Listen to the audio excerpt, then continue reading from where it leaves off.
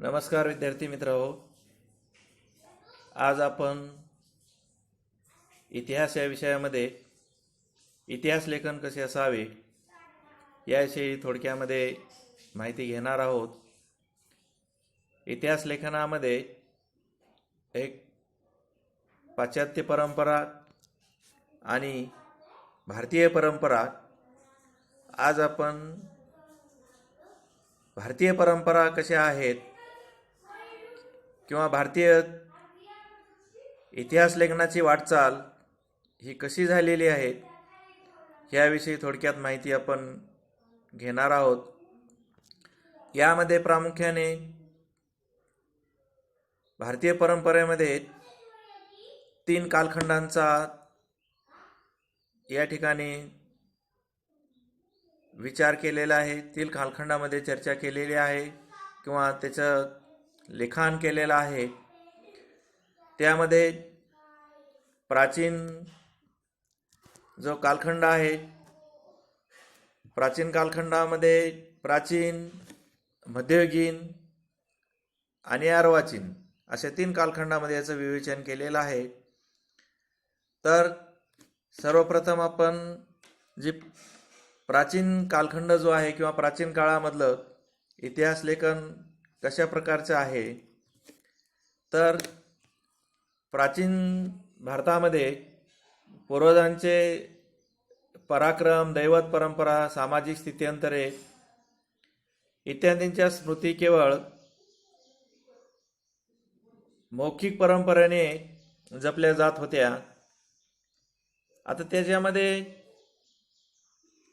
जी पूर्वीच्या काळामध्ये हडप्पा जी संस्कृती आहे, हडप्पा संस्कृतीमध्ये मिळालेल्या प्राचीन लेखांच्या आधारे भारतामध्ये लेखन कला इसवी सनापूर्वी 3ऱ्या सहस्र शकापासून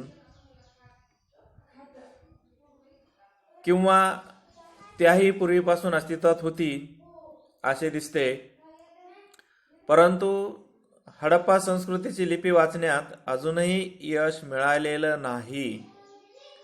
त्यामुळे भारतातील ऐतिहासिक स्वरूपाचे सर्वाधिक प्राचीन शिलालेख किंवा प्राचीन लिखित साहित्य हे कोरीव लेखांच्या स्वरूपातील आहे.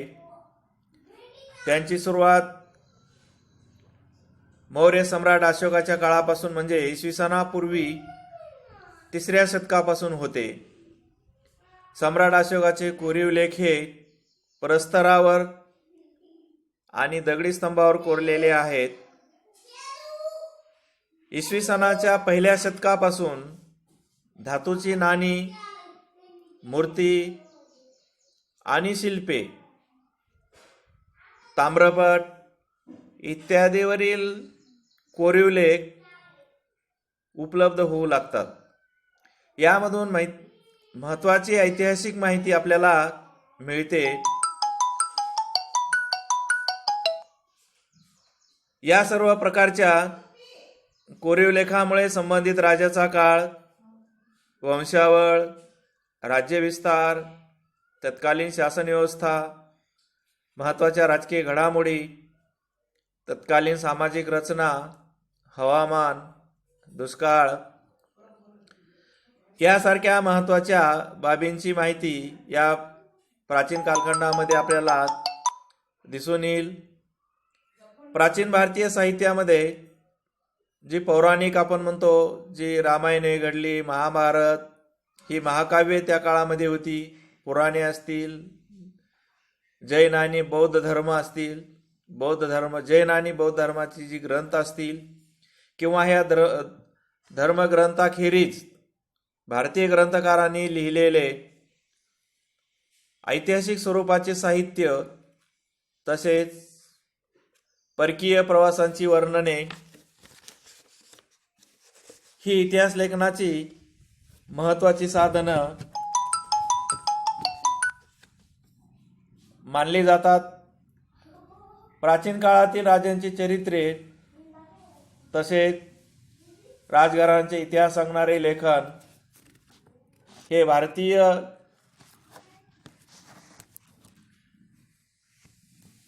इतिहास लेखनाच्या वाटचालीतील महत्त्वाचे टप्पे आहेत. इसवी सनाच्या 7व्या शतकात बाणभट्ट याने लिहिलेला जो बाणभट्ट या कवीने लिहिलेले जे हर्षचरित हे संस्कृत काव्य ऐतिहासिक चरित्र ग्रंथाच्या स्वरूपाचे आहे.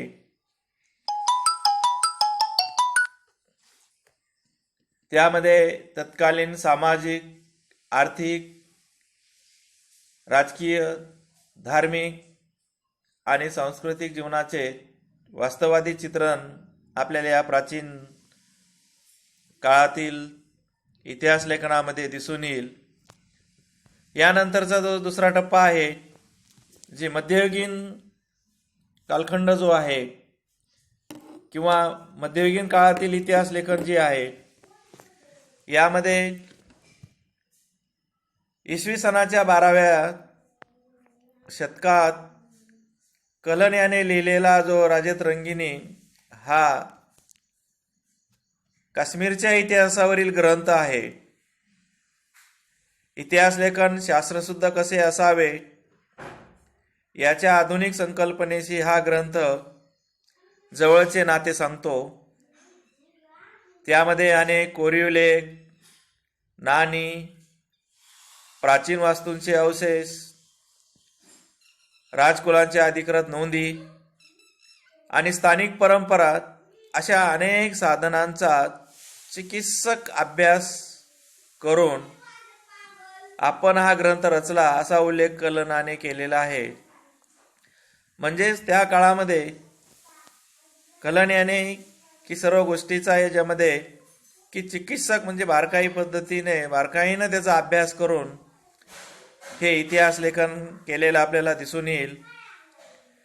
त्यानंतर मध्ययुगीन भारतामध्ये मुस्लिम राज्यकर्त्यांच्या दरबारातील इतिहासकारांच्या लेखनावर अरबी आणि फारसी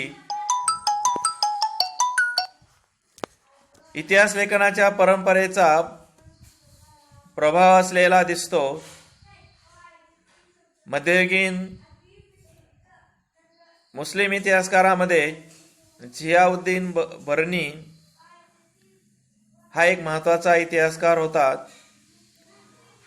त्यानं आपल्या ग्रंथामध्ये तारीखी फिरोजशाही या ग्रंथात इतिहास लेखनाचा हेतू स्पष्ट केलेला आहे. त्याच्यामध्ये इतिहासकाराने किंवा इतिहासकाराचे कर्तव्य फक्त राज्यकर्त्यांच्या पराक्रमाचे आणि कल्याणकारी धोरणाचे वर्णन करून संपत नाही, तर त्यांच्या दोषांचे आणि चुकीच्या धोरणांचे चिकित्सक विवेचनही त्याने करायला हवे. म्हणजे यामध्ये राज्यकर्त्यांचे सुद्धा या ठिकाणी खूप महत्त्व आहे. एवढेच नव्हे तर संबंधित काळातील विद्वान व्यक्ती, अभ्यासक, साहित्यिक आणि संत यांचा सांस्कृतिक जीवनातील प्रभावही लक्षात घ्यायला हवा. बर्नीच्या या विचारसरणीमुळे इतिहास लेखनाची व्याप्ती अधिक विस्तारली. त्यानंतर मुघल बादशहांच्या दरबारामधील इतिहासकारांच्या लेखनात राज्यकर्त्यांची स्तुती आणि त्यांच्याबद्दलची निष्ठा या पैलूंना विशेष महत्त्व प्राप्त झाले. त्याखेरीज त्यांच्या वर्णनात्मक किंवा वर्णनात समर्पक पद्य उतारे आणि सुंदर चित्रांचा अंतर्भाव करण्याची पद्धतही सुरू झालेली दिसते. मुघल साम्राज्याचा संस्थापक बाबर याचे आत्मचरित्र तुझुकी बाबरीमध्ये त्याला कराव्या लागलेल्या युद्धांची वर्णने आहेत. त्याला कराव्या लागलेल्या किंवा त्याच्या बरोबरीने त्याने प्रवास केलेल्या प्रदेशांची आणि शहरांची वर्णने, तेथील स्थानिक अर्थव्यवस्था आणि रीतिरिवाज, वनस्पती सृष्टी यांची बारकाईने केलेली निरीक्षणे यांचाही समावेश आहे. इतिहास लेखनाच्या चिकित्सक पद्धतीच्या दृष्टीने अबुल फजल यांनी लिहिलेल्या अकबरनामा या ग्रंथाचे विशेष महत्त्व आहे. अधिकृत नोंदीच्या आधारे ऐतिहासिक कागदपत्रांचे काळजीपूर्वक केलेले संकलन आणि त्यातील माहितीच्या विश्वासार्हतेची कसून केलेली छानली ही अबुल फजलने अवलंबलेली संशोधन पद्धती पूर्वग्रह विरहित आणि वास्तववादी होती असे मानले जाते. म्हणजे त्या काळामध्ये कोणाचाही पूर्वग्रह दूषित न ठेवता त्यांनी लिखाण या ठिकाणी केलेलं दिसून येईल.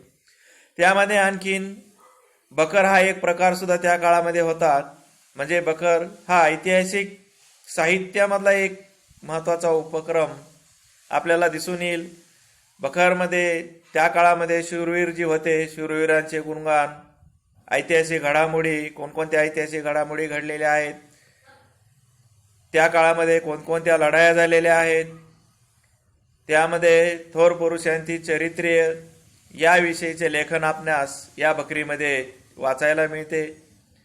त्यामध्ये आपण जर विचार केला तर मराठी भाषेमध्ये विविध प्रकारच्या बकरी उपलब्ध आहेत आणि यातील एक महत्त्वाची बखर म्हणजे सभासद बखर होय. या सभासद बकरीमध्ये आपल्याला जी सभासद बखर जी आहे, कृष्णाजी अनंत सभासद यांनी ही बखर लिहिली. त्यामध्ये संभाजी महाराजांच्या किंवा छत्रपती राजाराम महाराजांच्या कारकिर्दीचा यामध्ये उल्लेख तुम्हाला दिसून येईल आणि संभाजी महाराजांची सुद्धा कारकिर्दीची माहिती तुम्हाला या ठिकाणी दिसून येईल. त्यानंतर दुसरी बखर आहे भाऊसाहेबांची बखर. या बकरीमध्ये पानिपतच्या लढाईचं वर्णन केलेलं दिसून येईल. म्हणून यालाच पानिपतची बखर सुद्धा असं ओळखलं जातं.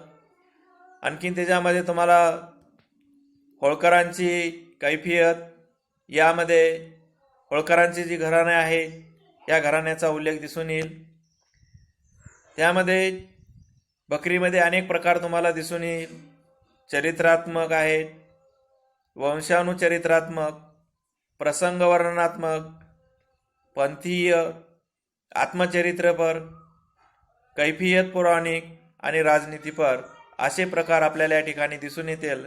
म्हणजेच मध्ययुगीन कालखंडामध्ये सुद्धा, मध्ययुगीन काळामध्ये इतिहास लेखन हे असं प्रभावी दिसून येईल. त्यानंतर तिसरा जो टप्पा आहे तो आधुनिक काळातील इतिहास लेखन किंवा अर्वाचीन इतिहास लेखन आणि ब्रिटिश इतिहास काळ जो आहे. आता हा अर्वाचीन इतिहास लेखन जे आहे हे अलीकडच्या काळामधलं आपल्याला इतिहास लेखन दिसून येईल. पूर्वीच्या काळामध्ये इतिहास लेखनामध्ये ही जी साहित्य उपलब्ध नव्हते, पण आधुनिक काळामध्ये आपल्याला हे दिसून येईल. हे आधुनिक काळामध्ये म्हणजे 20व्या शतकामध्ये जे भारतामध्ये इंग्रज आले आणि ह्यांनी काय केलं की भारतीय पुरातत्व खात्यामार्फत म्हणजेच जे एक्सकॅव्हेशन आहे याचं उत्खनन करायला सुरुवात केली, त्याचं सर्वेक्षण करायला सुरुवात केली आणि म्हणून त्यातील जो पुरातत्व खात्याचा पहिला जी प्रमुख होता सरसंचालक अलेक्झांडर कनिंगहॅमच्या देखरेखीखाली अनेक प्राचीन स्थळाचं त्यांनी काय केलं, उत्खनन केलं. त्यासाठी त्यांनी प्रामुख्याने बौद्ध धर्माचे किंवा बौद्ध ग्रंथाचे उल्लेख असलेल्या स्थळावर लक्ष केंद्रित केले. पुढे जॉन मार्शलच्या कारकिर्दीत हडप्पा संस्कृतीचा शोध लागला आणि भारतीय संस्कृतीचा इतिहास इसवी सनापूर्वी 3ऱ्या सहस्रकापर्यंत किंवा त्याहूनही पूर्वीपर्यंत जाऊ शकतो हे सिद्ध होते. म्हणजेच भारतात आलेल्या अनेक ब्रिटिश अधिकाऱ्यांनी भारतीय इतिहासासंबंधी लेखन केलं. त्यांनी केलेल्या लेखनावर ब्रिटिशांच्या वास्तववादी धोरणाचा प्रभाव असलेला दिसतो. म्हणजेच त्या लेखनामध्ये त्यांनी आपलं जी वास्तव आहे किंवा आपला जो प्रभाव आहे तो प्रभाव त्यांनी या ठिकाणी केलेला दिसून येईल. म्हणजेच त्यानंतर जेम्स मिल याने लिहिलेल्या the history of British India या ग्रंथाचे 3 खंड 1817 साली त्यानं प्रसिद्ध केले आणि ब्रिटिश इतिहासकाराने भारतीय इतिहासावर लिहिलेला हा पहिला ग्रंथ तुम्हाला दिसून येईल. त्याच्या लेखनात मात्र वस्तुनिष्ठ दृष्टिकोनाचा अभाव होता आणि भारतीय संस्कृतीच्या विविध पैलू संबंधीचा पूर्वग्रह दूषित दृष्टिकोन स्पष्टपणे उमटलेला दिसतो. म्हणजे इतिहास लेखन केलं परंतु स्वतःच्या मनामध्ये पूर्वग्रह दूषित ठेवून त्यांनी हे लिखाण आपल्याला केलेलं दिसून येईल. त्यामध्ये भारताच्या इतिहासामध्ये मराठी साम्राज्याच्या कालखंडाचे जे स्थान आहे ते अत्यंत महत्त्वाचे आपल्याला दिसून येईल. मराठी साम्राज्याचा इतिहास लिहिणाऱ्या ब्रिटिश अधिकाऱ्यांमध्ये जेम्स ग्रँडप याचे नाव महत्त्वाचे आहे. त्याने a history of the Marathas हा ग्रंथ लिहिला. या ग्रंथाचे 3 खंड आहेत. भारतीय संस्कृती आणि इतिहास यांना कमी लेखण्याची ब्रिटिश अधिकाऱ्यांची प्रवृत्ती ग्रँडप याच्या लेखनामध्ये उमटलेली दिसून येईल. म्हणजेच अशीच प्रवृत्ती या ठिकाणी आपल्याला ह्या इतिहास लेखनामध्ये दिसून येईल. म्हणजे थोडक्यामध्ये जी भारतीय परंपरा जी आहे, भारतीय परंपरामध्ये जे इतिहास लेखन केलेलं आहे ते 3 कालखंडामध्ये किंवा 3 काळामध्ये दिसून येईल. प्राचीन, मध्ययुगीन आणि आधुनिक काळामध्ये जे इतिहास लेखन आपल्याला केलेलं दिसून येतं याचा थोडक्यामध्ये आपण अभ्यास केलेला आहे, विवेचन केलेलं आहे. या ठिकाणीच आपण थांबू. थँक्यू.